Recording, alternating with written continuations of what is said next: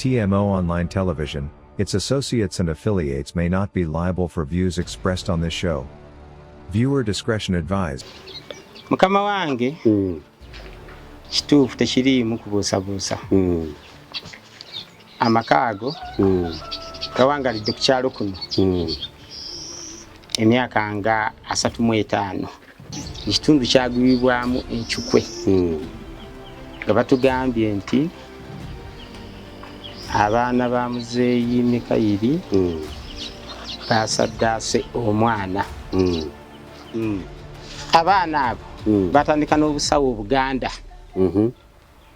Ekyamazima nga tukola ki nga zooni nga tubumanyi. Naye nga mu nvumula yaabwe bagiteekamu amaki amalala.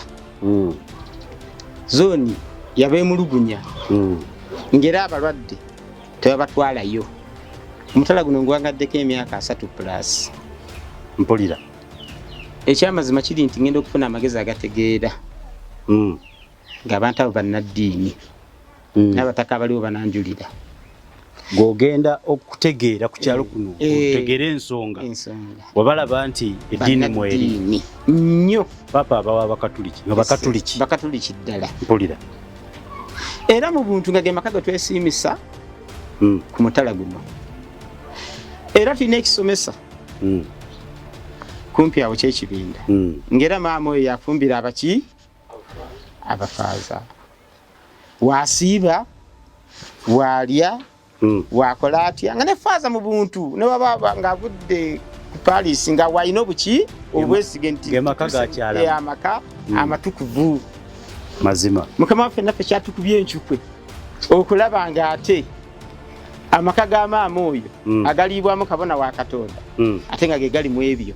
Abatuuze mu maka ago badde bawasaamu oba bafumbamu oba mmwe ng'ab'oku kyalo ng'ogyeko faaza alyayo emmere mubadde mugendayo ku kyalo ne mubaako ebijjulo bye mulya. Mukama wange bwe mbasira bide nagambyeko nti olunaku lwajjo ne ffe tutandika okutya amaki amakaago naye ng'okuva emabega wonna tubadde tulyayo balya muffe era bwe kuba nga kulya bantu naffe twabalya dda twali tetubeekengeradde n'omulundi n'ogu mazima n'ogumu. Ate olaba faaza alyayo ate leero bw'atalina mwoyo oteebereza otya nti siiri eyo nga kabona wa Katonda yakulembeddemu.